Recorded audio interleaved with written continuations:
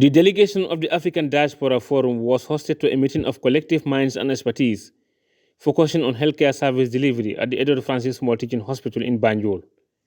The Chief Medical Director, Dr. Amar Al-Jafari, and his deputy, Dr. Abubakar Jan, welcomed the delegation to the hospital and used the opportunity to highlight challenges in terms of capacity and equipment for the hospital, especially at the intensive care unit. When we choose to work in health sector, we don't have time. This is my problem in administration as CMD. A lot of people came and they promised me I will do 1, 2, 3 for you, and it's take a long time. So we need to work very hard, please. We have qualified consultant doctors. We have qualified Minister of Health. We have good Director of Health Services. So no excuse to fall down. We need to succeed, especially when we have supporters like you. As we are speaking now, we have only two doctor anesthetists in this country that are practicing. So having that capacity built is so much important to us. Of course, the ICU, we only have support from Cuba. We have two doctors who are also from Cuba that are supporting our ICU. And for me, and for my boss, and then the Ministry of Health, the minister, the intention is for us to build the capacity in country to make sure that we're able to continue with where our support from other countries stop or partners stop. Dr. Jafari called on the African Diaspora Forum to support his agenda in making the Edward Francis Small Teaching Hospital the best in West Africa. The Chief Medical Director further explained that oxygen is critically important, and so it is a priority.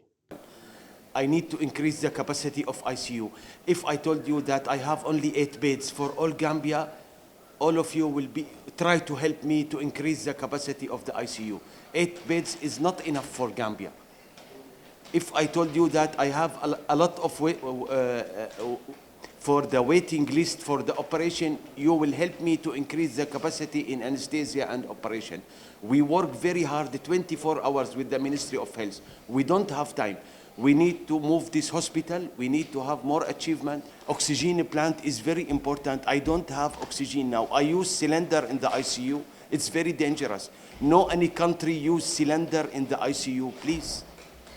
So we need to work very hard to have piping, to have pipe inside the theater.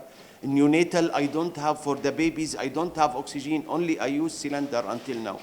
Officials of the visiting delegation vowed to advocate for possible support and cooperations, while recommending for private direct investment and support to the Gambian health sector.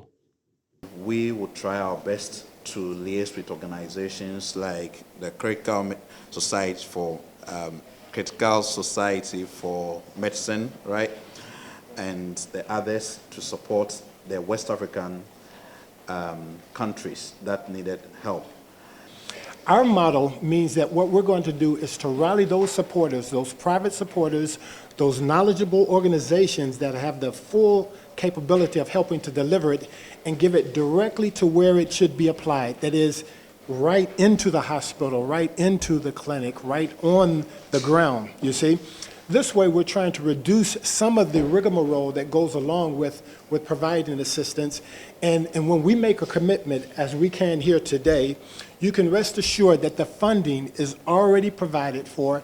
It's fully financed. We're ready to go if we had the rest of those things in place, which is not going to take long. We're ready to do this tomorrow. Already, a project for oxygen and renewable energy infrastructure development has been conceived. It is expected to benefit the Gambian people by way of oxygen supply to hospitals and improve healthcare infrastructure.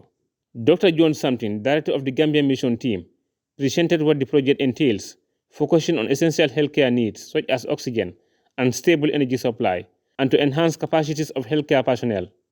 The delegation also paid a courtesy call on the First Lady, Madam Fatouba Barrow, at the State House, and briefed her on the mission of the African Diaspora Forum in the Gambia. The project is said to be piloting in the Gambia and will be replicated in other African countries. Ibrahima Jallo, GRTS News.